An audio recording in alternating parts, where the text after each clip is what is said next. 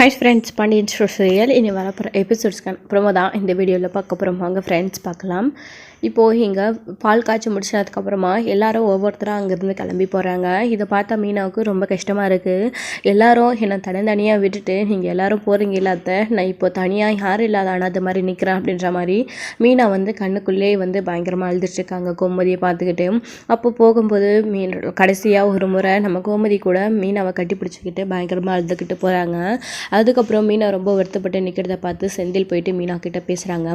பாரு மீனா, எல்லாம் சரியாயிடும், கொஞ்ச நாளைக்கு தானே, இங்கே பார் மீனா, ஒரு வாரம் போச்சுன்னா அப்படியே உனக்கு பழகிடும், இங்கே பார் மீனா, அதுக்கப்புறம் நம்ம என்ன அங்கே போகாமல் இங்கேவா இருக்க போகிறோம், அப்பப்போ போய் நம்மளை அவங்கள பார்த்துக்கிட்டு வர வேண்டியது தான் அப்படின்னு சொல்லிட்டு ஒன்றா ஒத்துமையாக இருக்கணும்னு ஆசைப்பட்டு என்னை இப்படி தனியாக பிரிச்சுட்டிங்கல்ல, ஆனால் கெட்ட பேர் எனக்கு இல்லை, நான் உங்களை அந்த வீட்டில் இருந்து மருமகளாக பிரிச்சுட்டேன் அப்படின்ற மாதிரி மீனா சொல்லுவோம். செந்தில் இருந்துக்கிட்டு அதெல்லாம் ஒன்றும் இல்லை மீனா, அவங்க அப்படி சொல்கிறாங்கன்றதுக்காக நீ அதை பற்றியெல்லாம் யோசிக்காத அப்படின்ற மாதிரி சொல்கிறாங்க. நீங்கள் என்கிட்ட பேசவே பேசாதீங்க அப்படின்னு மீனா கோச்சிக்கிட்டு போயிடுறாங்க. இங்கே பாரு மீனா, நான் தான் உங்ககிட்ட கோச்சிக்கணும், நான் கொஞ்சம் பணம் கேட்டதுக்கு தர முடியாதுன்னு சொல்லிட்டு அம்மாவுக்கு வளையல் வாங்கி கொடுக்குறேன் அப்படின்னு சொல்லிட்டு இங்கே வந்து செந்தில் சொல்லுவோம். அதை பற்றி நீங்கள் பேசவே பேசாதீங்க, அதை பற்றி உங்களுக்கு பேசுகிறதுக்கு எந்த ஒரு உரிமையும் கிடையாது, அதை நான் சம்பாதிச்சேன், அத்தைக்கு நான் வாங்கி கொடுத்தேன் அப்படின்னு சொல்லிட்டு எங்கள் மீனா வந்து சொல்லிடுறாங்க செந்தில்கிட்ட. அதுக்கப்புறம் செந்திலுமே எதையும் பேசாமல் சரி நானும் எல்லாத்தையும் பார்த்துக்குறோம் அப்படின்ற மாதிரி சொல்லிட்டு அங்கேருந்தே கிளம்பிடுறாங்க. இப்போது மீனா மட்டும் அந்த ரூம்குள்ளே உட்காந்து தன்னந்தனியாக அழுதுட்டுருக்காங்க. செந்தில் வந்து அந்த வீட்டிலேருந்து இந்த வீட்டுக்கு எல்லாத்தையும் ஷிஃப்ட் பண்ணுற வேலையை வந்து பார்ப்பாரு அப்படின்னு வந்து மீனா நினச்சிட்ருக்காங்க. ஆனால் நம்ம செந்தில் வந்து மொத்தத்தையும் வந்து புதுசாக எல்லாத்தையும் இருக்கிறாங்க. இது எல்லாத்தையும் பார்த்தா மீனாவுக்கு ஷாக்காக இருக்குது. என்னங்க இது எல்லாமே இப்படி புதுசாக வாங்கிட்டு வந்து இங்கே இருக்கிறீங்க, இவ்வளோத்தையும் வாங்க, உங்களுக்கு பணம் எதுங்க அப்படின்னு. மீனா, அது எல்லாத்தையும் பார்த்துக்கலாம், அதான் சம்பளம் வரல அதில் பார்த்துக்கலாம் அப்படின்னு. ஏற்கனவே ஏகப்பட்ட கடன் வாங்கி வச்சுருக்கீங்க, இதில் இது வேறையா, கடன் நீங்கள் சம்பளம் வந்தால் இந்த கடன் அடைக்கிறதுக்கே உங்களுக்கு சரியாக போகும், அடுத்த மாதம் வீட்டு செலவுக்கு என்ன பண்ணுவீங்க அப்படின்னு சொல்லிட்டு கேட்கவும், அதான் சரவணன் அவ்வளோ மளிகை சாமான் கொடுத்துருக்காங்கல்ல அப்படின்னு சொல்லிட்டு, அது ஒரு மாதத்துக்கு தேவையானது தான், அதுக்கப்புறம் இன்னும் தேவைப்படலை, அதுக்கெல்லாம் என்ன பண்ண போகிற அப்படின்னு சொல்லிட்டு இங்கே வந்து கேட்டுக்கிட்டு இருக்காங்க. நம்ம மீனாவுமே இருந்துக்கிட்டு செந்திலால் பதில் சொல்லவே முறதில்லை. ஏன்னா அவ்வளோ செலவை வந்து செந்தில் பண்ணிட்டுருக்காங்க. இன்னும் 2 மாதம் போட்டோம், அவரோட பைக் வேண்டாம், நான் புதுசாக பைக் வாங்குறேன் அப்படின்ற மாதிரி வேற சொல்லிட்டுருக்கீங்க. ஏங்க உங்களுக்கு இவ்வளோ பிடிவாதம், மாமாவுக்கு எதிராக என்னங்க இப்படியெல்லாம் பண்ணிகிட்ருக்கேன் நீங்கள் அப்படின்னு உங்களை பற்றி என்னால் புரிஞ்சிக்கவே முடியல, யார் எவ்வளோ சொன்னாலும் கேட்க மாட்டேன்னு பிடிவாதமாக இருக்கீங்களே அப்படின்ற மாதிரி இங்கே மீனா வந்து செந்தில்கிட்ட கோவமாக சண்டை போட்டுட்ருக்காங்க. இது எதையுமே பெருசாக எடுத்துக்காத செந்தில் அவர் இஷ்டத்துக்கு எல்லாத்தையும் தன்னிச்சையாக வந்து தாராளமாக செலவு பண்ண ஆரம்பிச்சிடுறாரு. ஸோ இப்போ தான் நிம்மதியாக இருக்குது, சந்தோஷமாக இருக்குது. அவர் நம்மளை கேள்வி கேட்குற உரிமை யாருக்கும் கிடையாது, நம்ம சுதந்திரமாக இருக்கலாம் நமக்கு பிடிச்ச மாதிரி அப்படின்ற மாதிரி செந்தில் வந்து நினச்சிக்கிட்டு ரொம்ப சந்தோஷமாக இங்கே இருக்கிறாரு. ஸோ போக போக தான் செந்திலுக்கு வந்து தனியாக இருக்கிறது எவ்வளோ கஷ்டம் அப்படின்னு புரிய வரும்.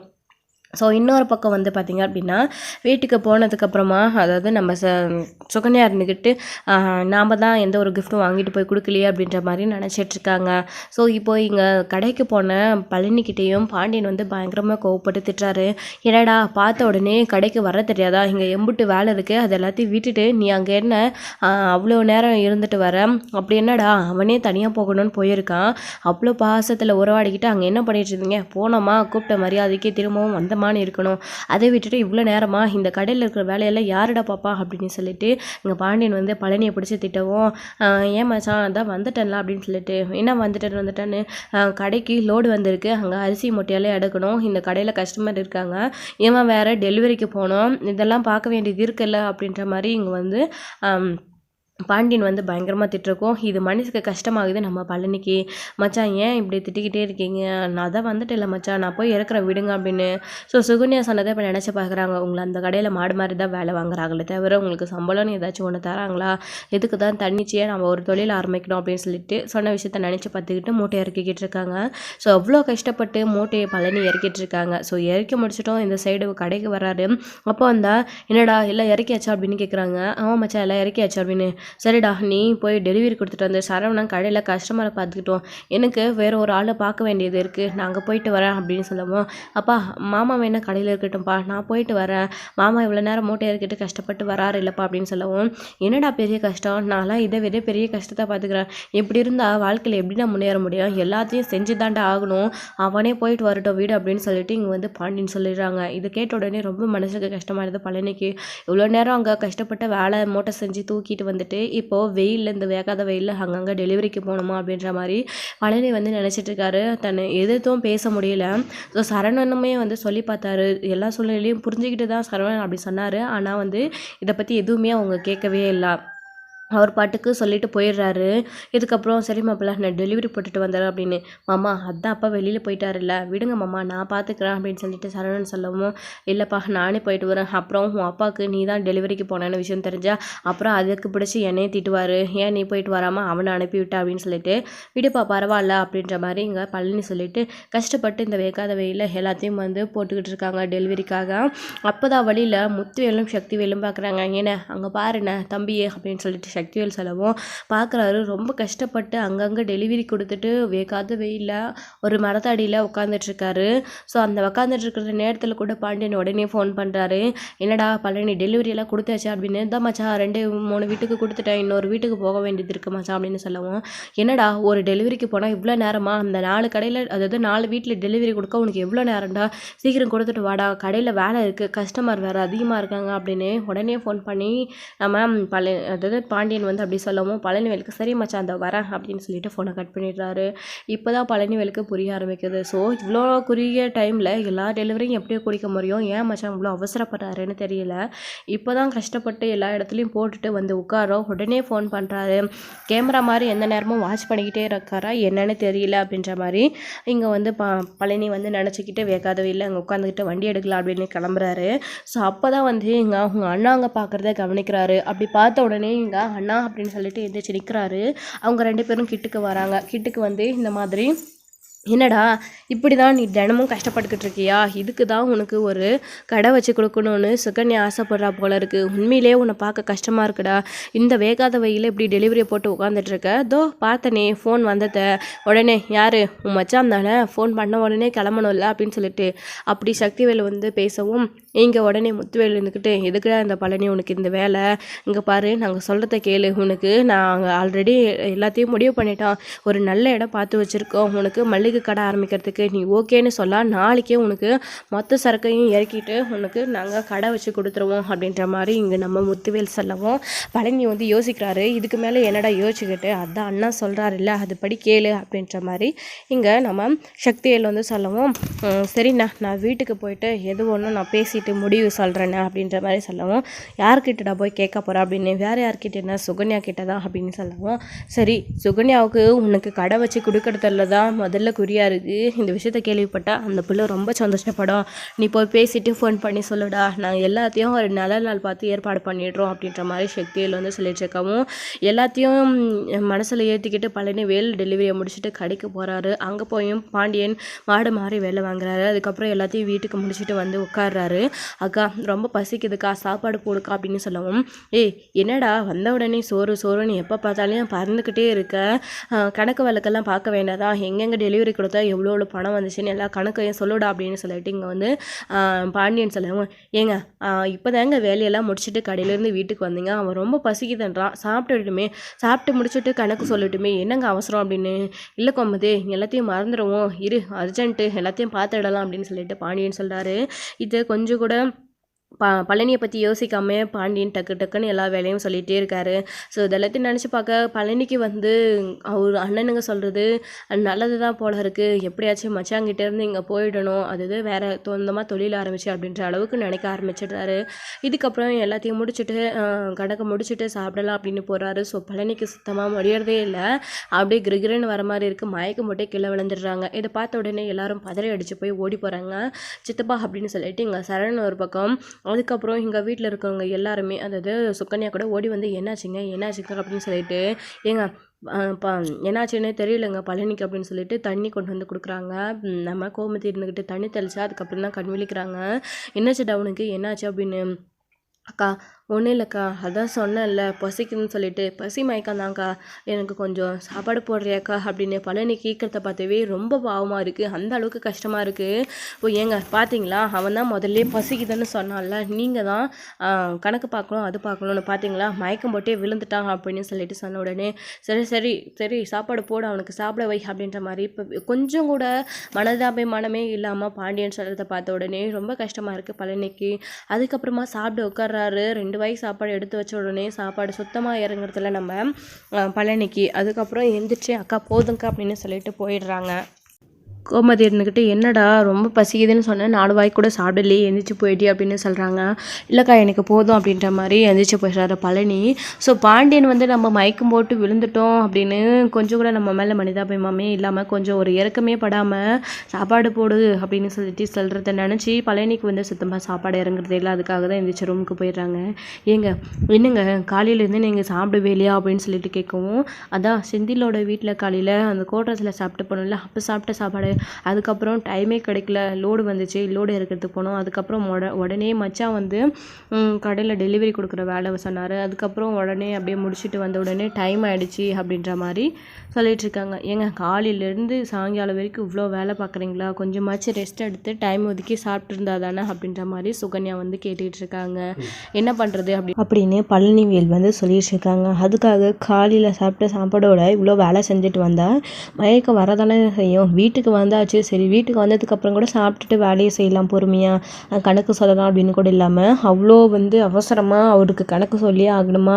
ஏங்க கொஞ்சம் கூட இப்படி உங்களை புரிஞ்சுக்காம மாடு மாதிரி வேலை வாங்குறாங்க. நீங்களும் எதிர்த்து ஒரு வார்த்தை கூட பேசாமல் இப்படியே இருந்தால் எப்படிங்க? இங்கே பாருங்கள், நான் சொன்ன மாதிரி உங்கள் அண்ணனுங்க கடை வச்சு கொடுக்க ரெடியாக இருக்காங்க. அந்த வேலையை வாங்கிக்கிட்டு நீங்கள் பாட்டுக்கு இங்கேருந்து போகிற வழியை பாருங்கள். நாமளும் 4 காசு சேர்த்து வைக்க வேணாதான்? உங்களை நம்பி இருக்கிற எனக்கு நீங்கள் என்னதான் பண்ண போகிறீங்க அப்படின்ற மாதிரி சுகன்யா பேசவும், எனக்குமே இப்போ தான் எல்லாமே புரியுது சுகன்யா. இவ்வளோ நாள் வரைக்கும் எனக்கு எதுவுமே தெரியல.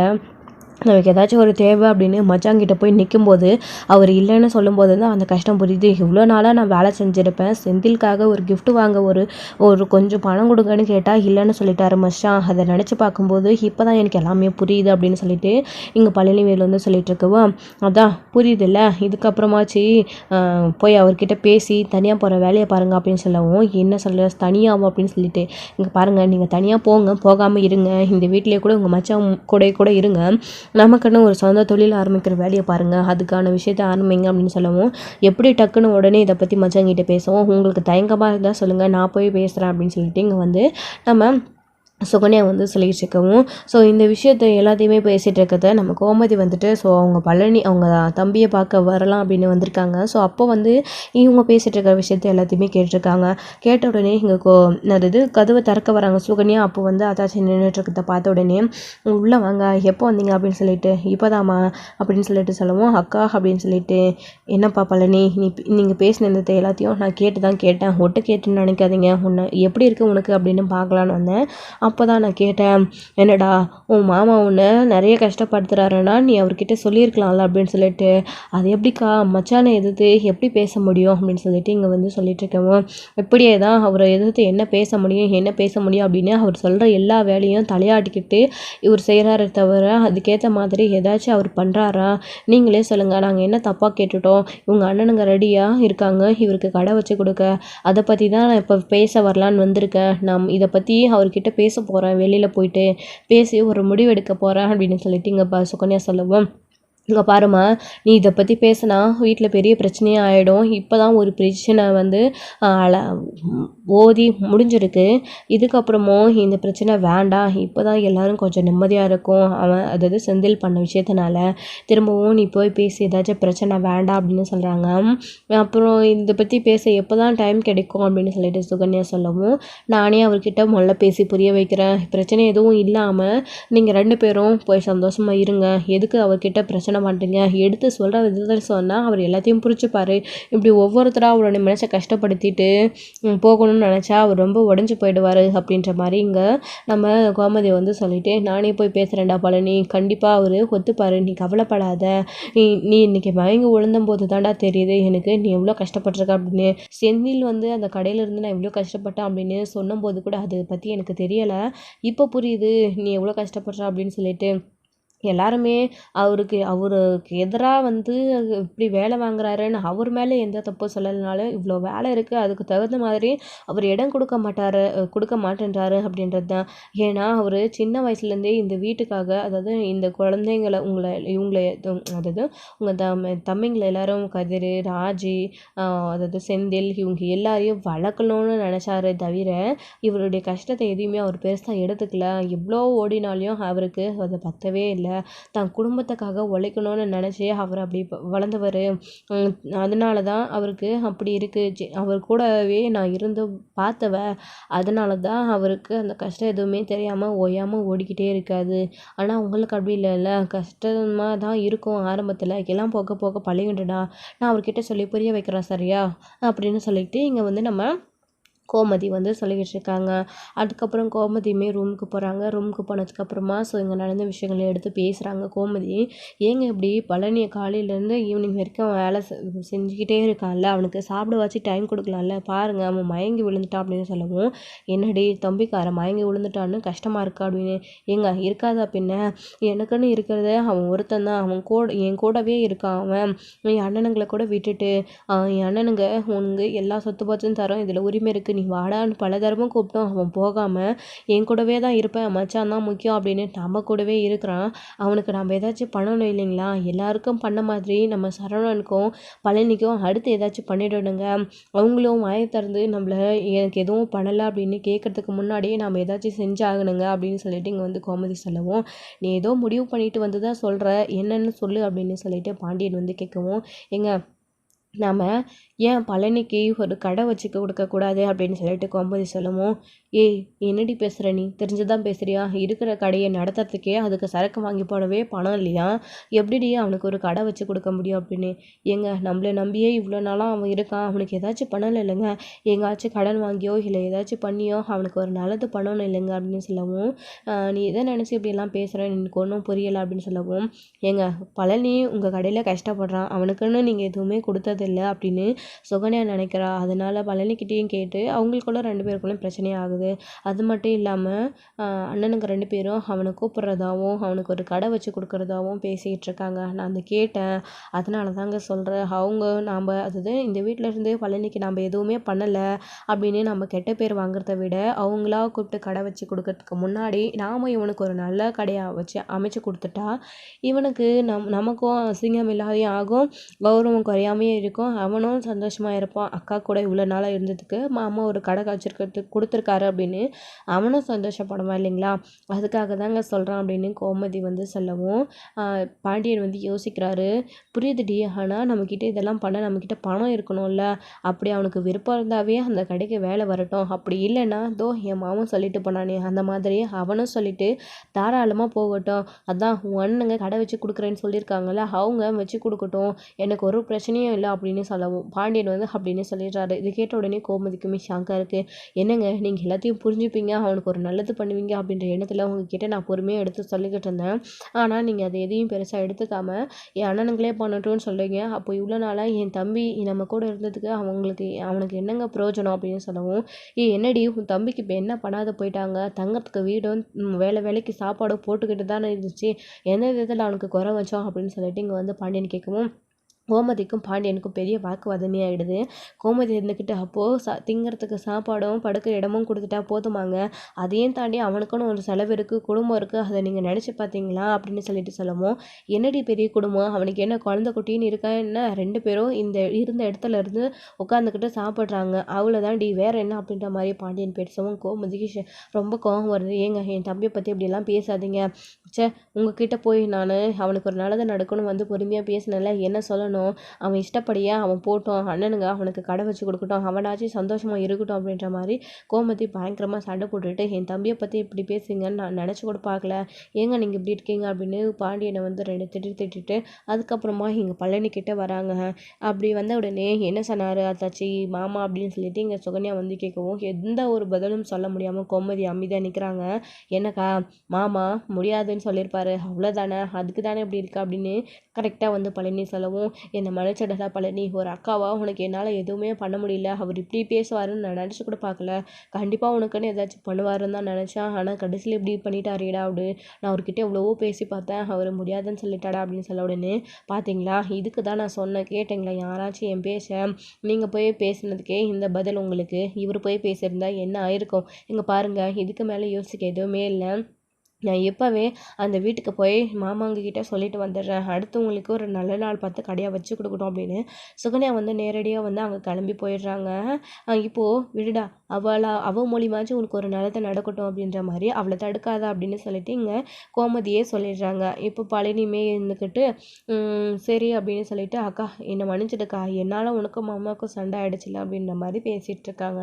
சுகன்யா நேராக அந்த வீட்டுக்கு போனவங்க, இங்கே பாருங்கள், என்ன பண்ணுவீங்களோ எது பண்ணுவீங்களோ தெரியாது, ஒரு நல்ல நாள் பார்த்து என் புருஷனுக்கு ஒரு கடையை அமைச்சு கொடுங்க, அவர் எல்லாத்துக்கும் சம்மந்தம் சொல்லிட்டாரு அப்படின்னு சொன்ன உடனே, சொல்லிட்டானா, இன்னைக்கு அவனை வழியில் பார்த்து பேசிட்டு தான் வந்தோம், அவன் உன்கிட்ட பேசிட்டு சொல்கிறேன்னு சொல்லியிருந்தான், எப்படியோ ஒரு நல்ல முடிவாக எடுத்துட்டான் போல இருக்கே, இருக்கட்டும் பரவாயில்ல, நீங்கள் ஆசைப்பட்ட மாதிரியே ஒரு கடையை வச்சு கொடுத்துருவோம், அதுவும் நாளைக்கு அப்படின்னு சொல்லிட்டு சொன்ன உடனே, உண்மையிலேவா அப்படின்னு சுகன்யா கேட்குறாங்க.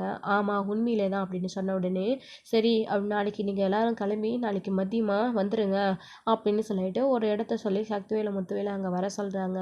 அதுக்கப்புறம் இங்கே சுகன்யா வந்து வீட்டில் வந்து சொல்லிடுறாங்க, இந்த மாதிரி நாளைக்கே உங்கள் அண்ணனுங்க உங்களை வர சொல்லியிருக்காங்க அப்படின்னு சொன்ன உடனே வீட்டில் இருக்கவங்க எல்லாருக்கும் காது கேட்குது, என்ன ஏதுன்னு விசாரிக்கிறாங்க. இந்த மாதிரி என் புருஷன் இனிமேல் வேலை செய்கிறவர் கிடையாது, அவர் ஒரு தொழிலாளி, அவருமே முதலாளியாக போகிறாரு கடைக்கு அப்படின்னு சொன்ன உடனே இங்கே வந்து எல்லாருக்கும் ஷாக்காக இருக்குது. எத்தனை நாளைக்கு தான் என் புருஷன் கஷ்டப்பட்டுக்கிட்டே இருப்பார், இப்போ அவருமே ஒரு கடைக்கு முதலாளி ஆகிட்டாரு, எங்ககிட்டயும் எல்லாமும் இருக்குது அப்படின்ற மாதிரி சுகன்யா வந்து நக்கலாக பேசிகிட்டு இருக்காங்க. பழனியுமே எதுவும் பேசாமல் இருக்கிறத பார்த்துட்டு, என்னடா சுகன்யா ரொம்ப ஓவராக பேசிகிட்டு இருக்கா, நீ அமைதியாக இருக்கா அப்படின்னு பாண்டியன் கேட்கவும், இதுக்கு மேலே பேசுறதுக்கு என்ன இருக்குது மச்சான், பேச எதுவுமே இல்லை, அவன் கரெக்டாக தான் பேசுகிறா, சுகன்யா நமக்கு டைம் ஆச்சுல, நம்ம கிளம்பி போகலாம் அப்படின்ற மாதிரி மூஞ்சிக்கு நேராக வந்து பாண்டியன் கிட்ட பழனிவேல் பேசிட்டு அங்கேருந்து கிளம்பி போயிடுறாங்க.